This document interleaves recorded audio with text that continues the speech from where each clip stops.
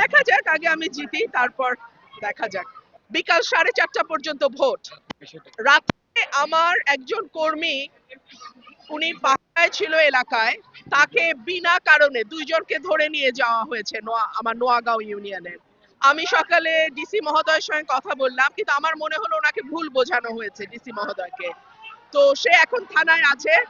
বিভিন্ন জায়গায় তারা সিল মারার চেষ্টা করছে, বিশেষ করে আশুগঞ্জে আমাদের 8টা কেন্দ্র অত্যধিক ঝুঁকিপূর্ণ।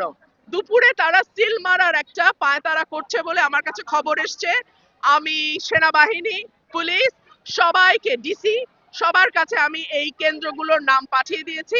দেখা যাক কি হয়।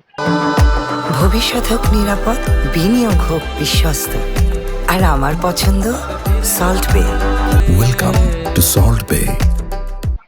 আর আমি 8টা কেন্দ্র আশুগঞ্জে, আমি আপনাদের বলবো আশুগঞ্জে আপনারা কিন্তু থাকবেন। আশুগঞ্জে তারা সিল মারার একটা পরিকল্পনা আছে।